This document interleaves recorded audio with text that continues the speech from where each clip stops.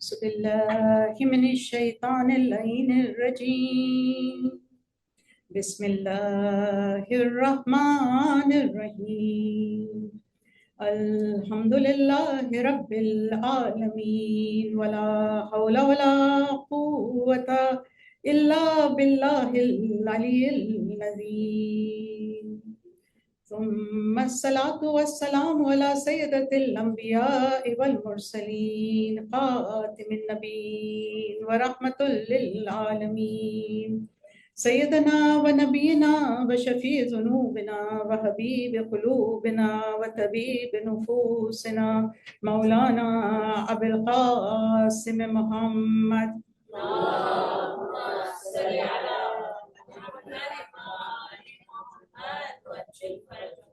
ثم الصلاة والسلام على آله الطيبين الطاهرين المعصومين المظلومين الذين أذهب الله عنهم الرجس ويطهرهم تطهيرا اللهم صل على محمد رب اشرح لي صدري ويسر لي أمري واحلل عقدة من لساني يفقه قولي اللهم وانطقني بالهدى أما بعد فقال الله تبارك وتعالى في كتابه المجيد وفرقانه الحميد بسم الله الرحمن الرحيم يا أيها الذين آمنوا قوا أنفسكم وأهليكم نارا صدق الله العظيم صلوات اللهم صل على محمد محمد. My mothers and sisters in Iman, Assalamu alaikum wa rahmatullahi wa barakatuh. We are truly blessed with the tawfiq of Allah subhanahu wa ta'ala that we are gathered here once again at the dawn of the new year. And our new year is unique indeed in the world because instead of celebration, we turn towards something that matters. We look inwards and we look at what really matters. We pause in our lives and we see, we remember the sacrifice of Imam Hussain alayhi salam.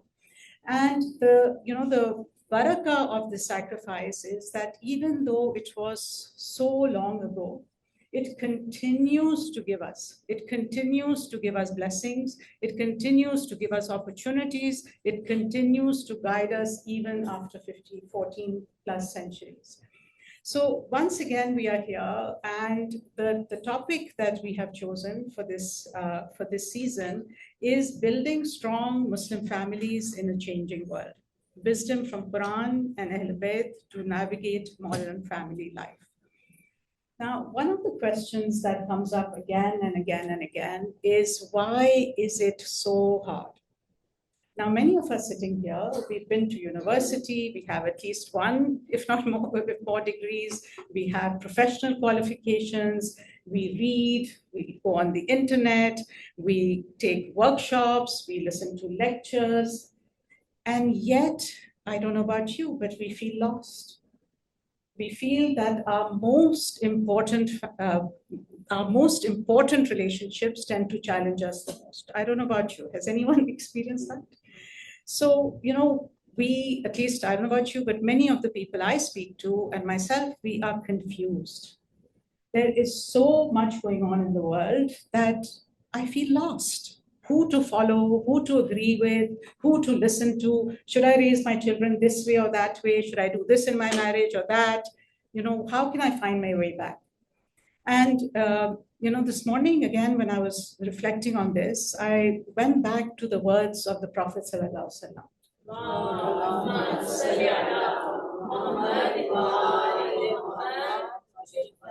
He seemed to be talking to us because what did he say? He said, I am leaving behind two things, the Quran and my Itra, my AhlulBayt, and if you hold on to these two, you will never go astray. That was kind of his guarantee, it sounds like, a promise, right? And yet today we find ourselves, we're lost. We are lost, our youth are struggling, our relationships are struggling, our extended families are struggling. And so I thought it might be a good idea to actually take up the Prophet on his words. Go back to the basics.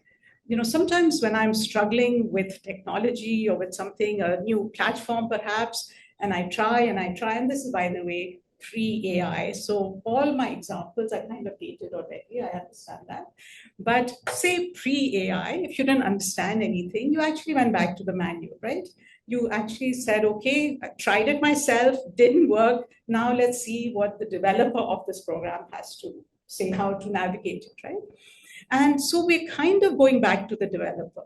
We're kind of going back to he who created us, who made us into families, and who sent guidance to us to see how we can navigate this complicated modern life that we find ourselves in.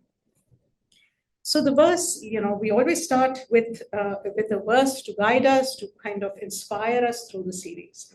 So the verse for this season is from Surah Tahrim, which is chapter 66, and it is verse 6, where Allah says, Ya ayyuhallazina amanu, qu anfusakum wa ahlikum nara. O you who believe, save yourselves and your families from a fire. Okay. And the verse is much longer. And, the background of this, some of us may know, it comes from a domestic issue in the Prophet's life. We will not go into that because that is a minefield. We will only use this verse as inspiration for our topic. Okay. So first of all, it's always good to know who the verse is being addressed to. So in this verse, Ya ayyuhallazina amanu, it is the believers who are being addressed. In other words, Allah is telling us that if you believe, if you count yourself as one of this group of people who accept me as the creator, then listen, this is what you have to do. And so interestingly, it's not saying only people who are married, only those who have children, only those who are in extended families. The responsibility for this is on everyone, on all the believers. This is something we need to remember, okay? And however, it goes on to say the responsibility is also individual. So what does it say? It starts by saying, who means what? It comes from the word, the same word as taqwa, baqaya, means to protect, to guard, to be preventative. So it is telling us to protect ourselves, to form a shield. And then it goes on to say, who should be forming this? Anfusakum, yourselves, you, in every single one of us. It doesn't say fix your children, you married wrong, your kids are off track. It says look at yourself first. First, start with yourself. Many a times, and this is, I'm old now, so some experience. And whenever we talk about such things, people will always come up and say, I really know someone who can use this. Can you please speak, can you please do a lecture on this for children? Can you please do a lecture on this for parents? Can you please fix my husband? My mother-in-law is giving me an issue. But again, going back to the text, what does Allah say?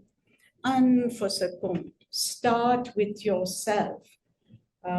It's very interesting. When this verse came down, one of the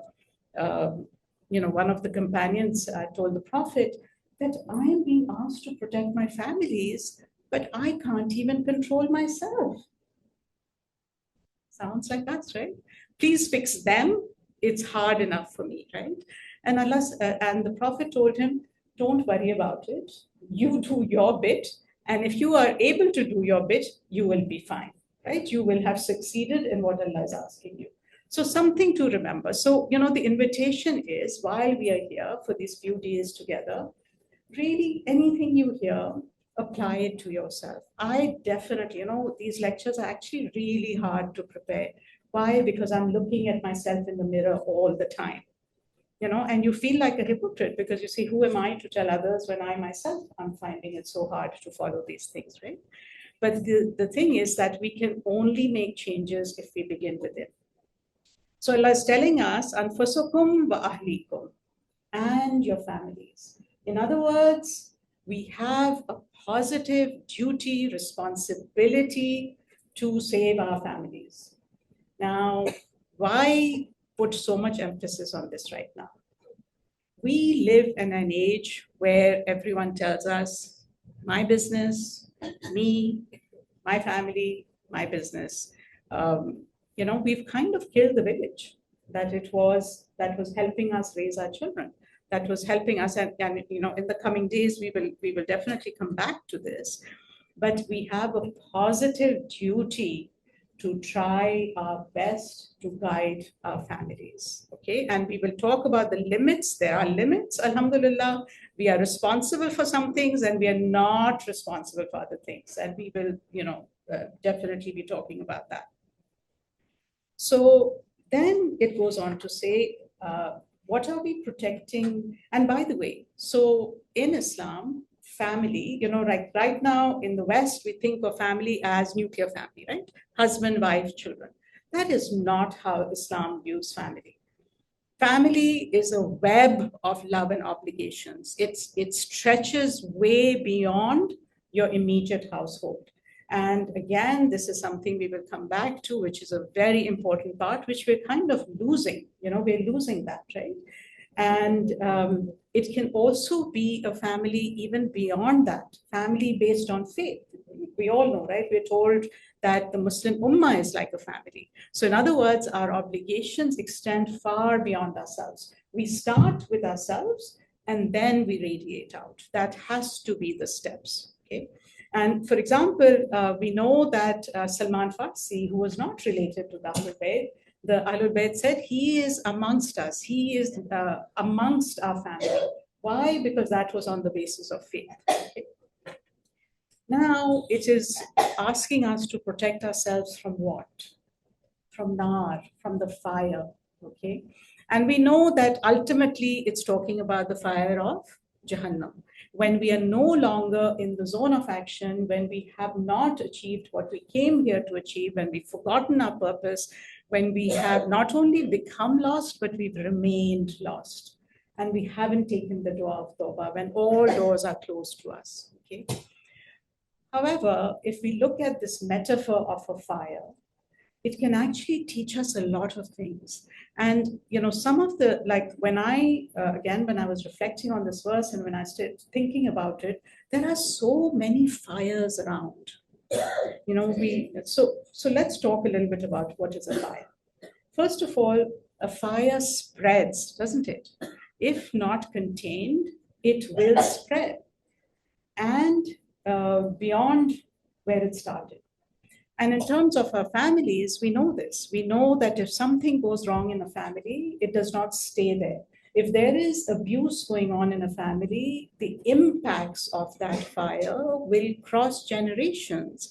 Generations who have grown up in an abusive home will pay for that. Okay?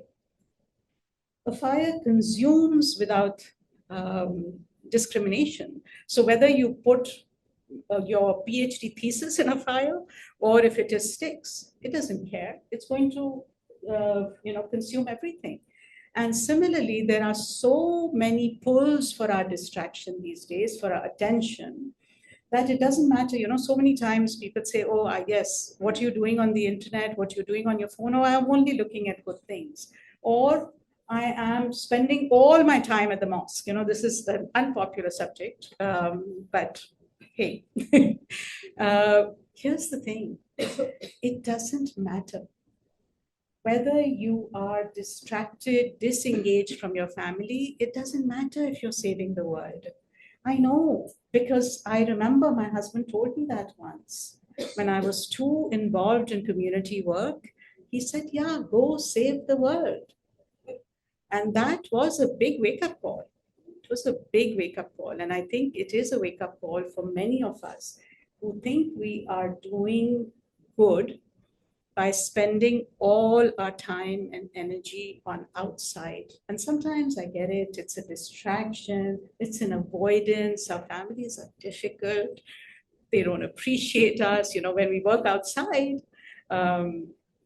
we get acknowledgement, we get gratitude. When we tell our own families the same thing, they're like, whatever, right? So it is a challenge.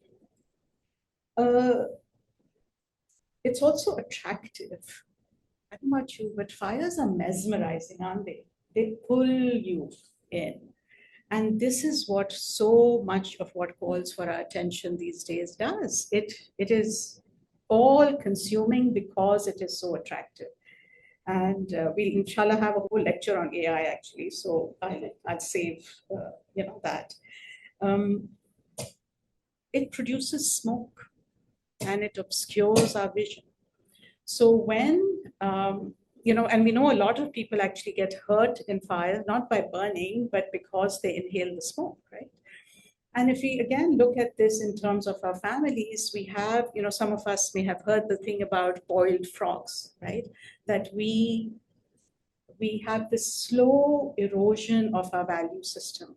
We have a slow erosion of how we think, what things are important to us. And before we know it, it's too far gone. Okay. And again, Muharram is a wake-up call. It's actually asking us to stop. You've been climbing the ladder of success the whole year. Now pause and see if it is leaning against the right wall. Is this where you want to go? If you actually keep going this way, is this where you want to go? Or you're just being, pulled into auto direction? And of course, like we said, left unattended, it is completely destructive if we don't pay attention to it.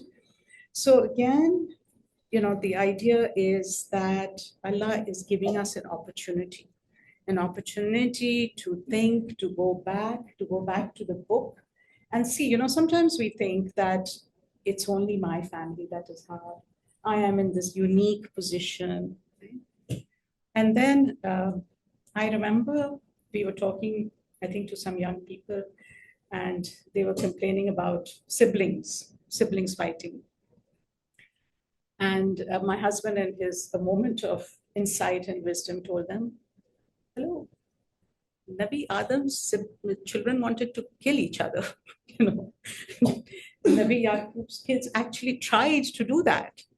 So it's okay. If we are struggling, we are actually in very good company. And the Qur'an is up to it. The AhlulBayt is up to it. So, when I say modern times, I'm not only going to be talking about history or very little history. We're actually going to see how we can take spiritual practices and apply them to our lives today. Can we have a salawat?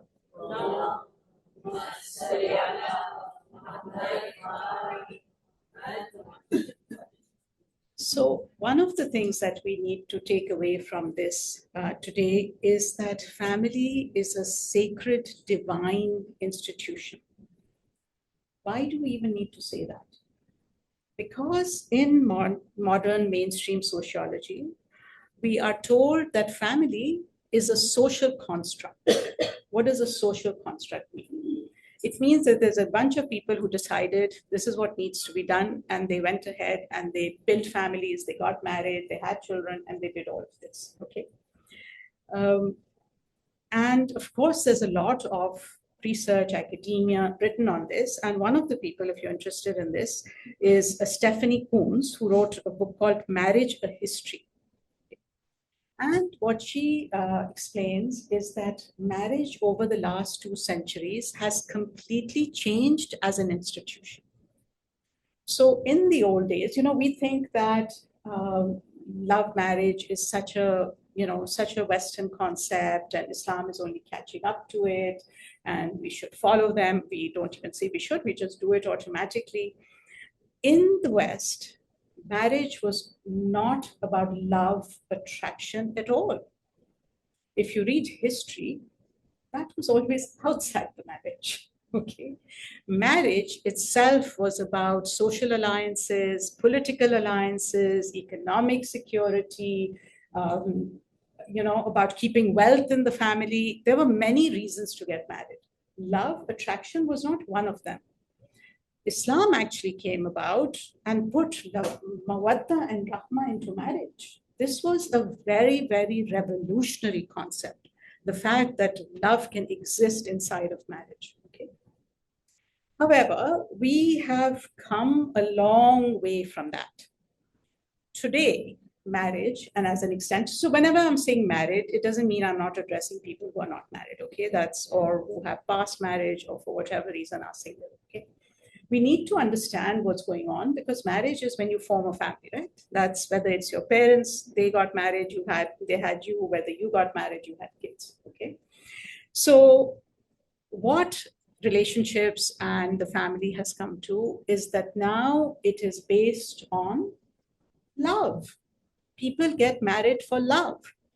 Now, you would think that's a really good thing, right? The issue, as we all know, people who've been married a long time, is that love as a feeling changes. It is not constant. It needs to be worked at. Doesn't matter whether you get married, love, arranged. Honestly, how you met has very little to do with how you show up, how you end up living your life, right? So the problem with having love as the foundation, not only love, let me extend that a little bit. Personal fulfillment.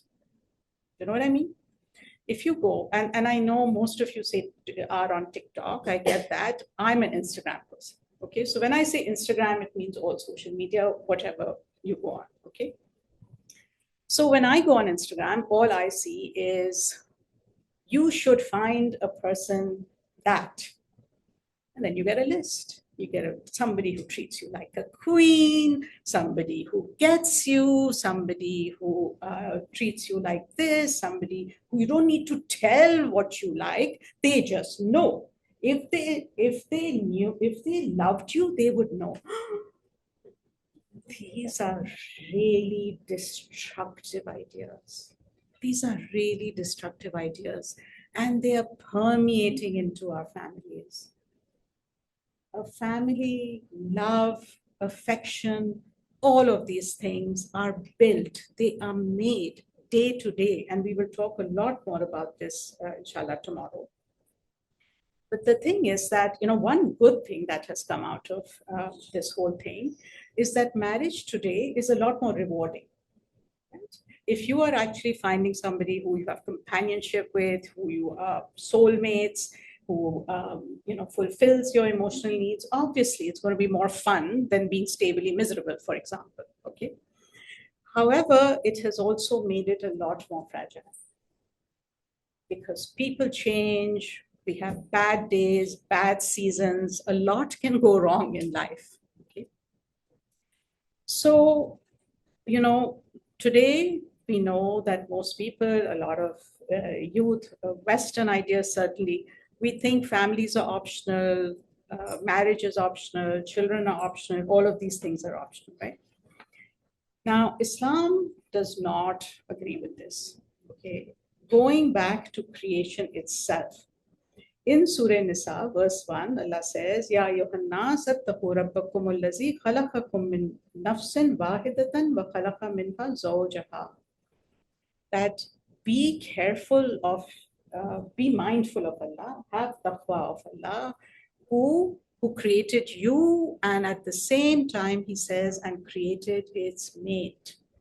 And then he says, and spread these two, many men and women, and be careful of your duty to Allah, by whom you demand one of other your rights, and to the ties of relationship. Surely Allah ever watches over you. So the bond of the womb, people who you are related to blood, is placed right alongside the rights of Allah. This is something obviously we will come back to. In other words, the family marriage is not secular. It is sacred ground. It is an institution that was created by Allah for a purpose. In another verse, which we will discuss much more tomorrow in Surah Rum, all of us know this. Bismillahir Rahmanir Rahim. Wa min ayatihi an khalaqa lakum min anfusikum. It is one of the signs of Allah that He has created spouses from you. And the verse goes on to say that it is only, people will only get it if you reflect. Not everyone's going to get this. Okay? We know that we are told that marriage is the path of the prophets, it's the sunnah of the prophets, right?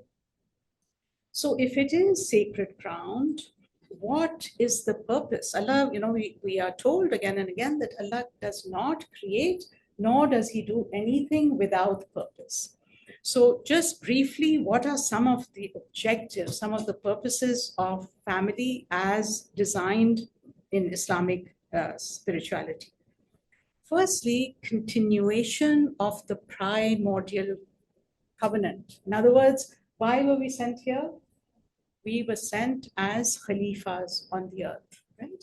Every single one of us is an ambassador, is a khalifa on this planet, which means being a khalifa, it means that we have responsibilities. We are here for a purpose. So this is continuing in our children. Our children are not our own. They are an amana. We have responsibilities towards them. And secondly, what scholars tell us that the objective of the family is also the protection of morals and dignity, human dignity, right?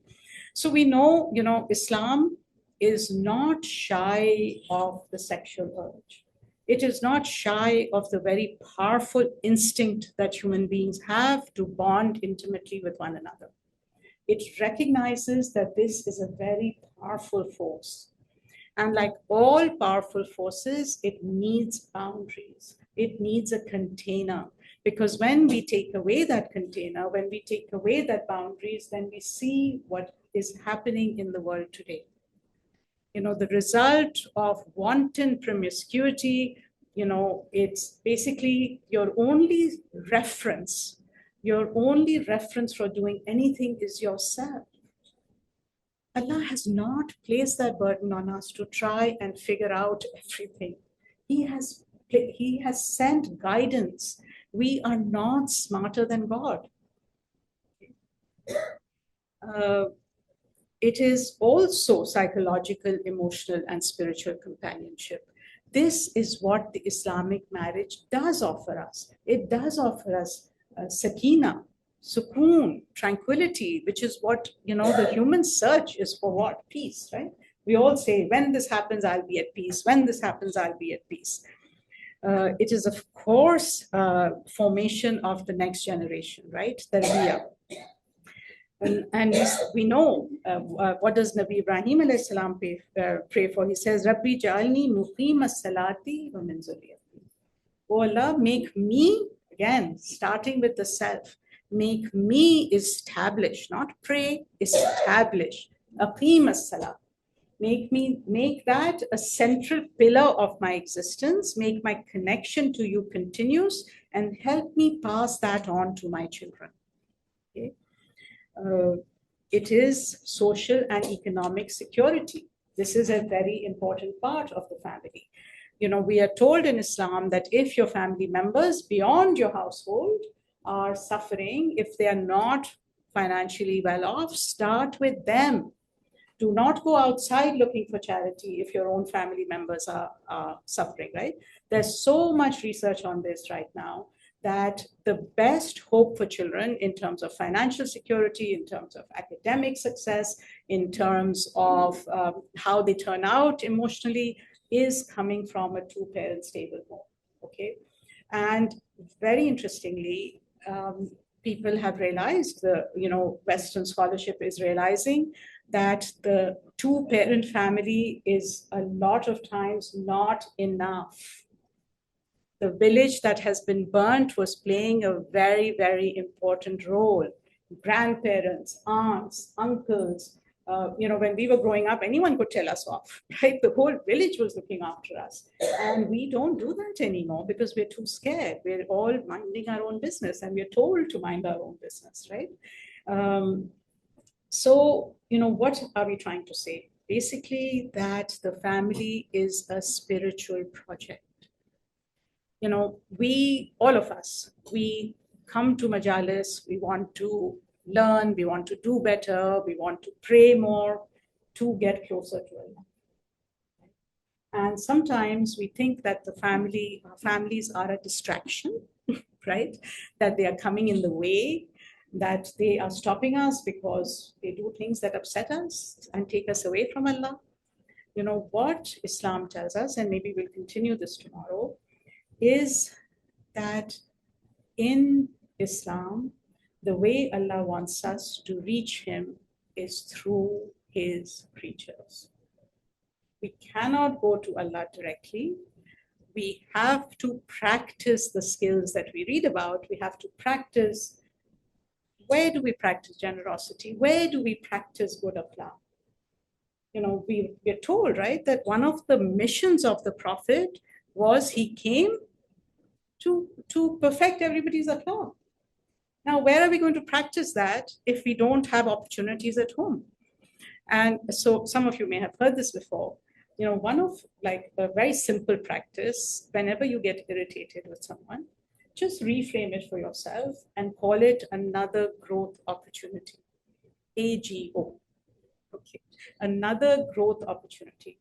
When people are upsetting to us, when they are showing their imperfections in whatever way possible, that is our cue to actually get in touch with how Allah wants us to show up. Okay. So I think I'm mindful of the time. Let's pause here for today, and inshallah we will continue this conversation tomorrow.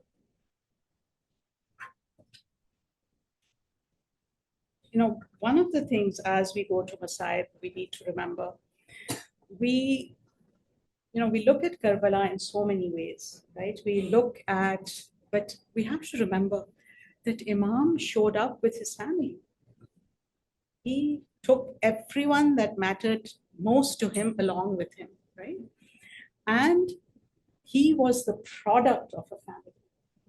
What kind of upbringing, what kind of love and attention did this Imam get that he was able to put aside everything? And we focus on so many aspects of our children. But if we could just put this love of God and the centrality of Allah into their lives, we will have succeeded, inshallah.